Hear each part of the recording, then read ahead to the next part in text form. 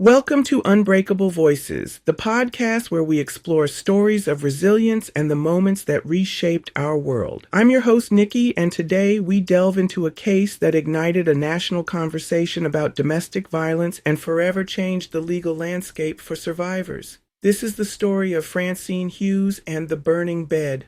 On a quiet evening, March 9, 1977, a rural home in Dansville, Michigan, erupted in flames. At its heart was Francine Hughes, a 29-year-old mother of four. Hours earlier, Francine had poured gasoline over the bed where her husband, James Mickey Hughes, was sleeping. She set it alight, then drove her children to the police station and calmly confessed, "I just killed my husband." Francine's desperate act was not an isolated incident, but the climax of over 13 years of relentless physical and emotional abuse. Mickey Hughes was infamous in their small community for his violent temper and heavy drinking. Despite Francine's desperate pleas for help, police, doctors, and social services had dismissed her situation, often telling her to try harder to save her marriage. The night of the fire, Mickey had brutally beaten Francine, forced her to clean up after him, and threatened her life, leaving her with nowhere left to turn. Fearing for her children's safety, Francine snapped. Mickey died of smoke inhalation as the house burned quickly. Francine Hughes was charged with first-degree murder. Her trial in October 1977 was groundbreaking. Her defense centered on battered woman syndrome, a concept largely unknown to the American public and legal system at the time. The jury, after hearing the harrowing details of years of abuse and the system's failure to protect her, found Francine not guilty by reason of temporary insanity. She was released and reunited with her children, but the verdict ignited a fierce national debate about domestic violence and self-defense.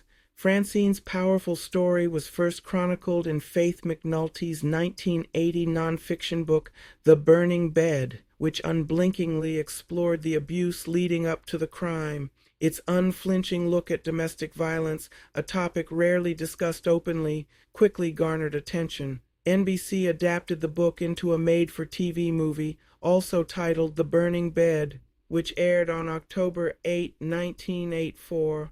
Farrah Fawcett, renowned for Charlie's Angels, delivered a performance that shocked critics and audiences. The film was a ratings smash, watched by over 75 million Americans, becoming a turning point in how television addressed serious social issues.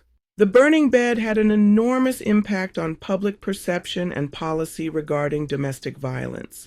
Its graphic depiction of Francine's abuse forced millions to confront the hidden reality of domestic violence, sparking a surge in calls to hotlines and inspiring the opening of new shelters nationwide.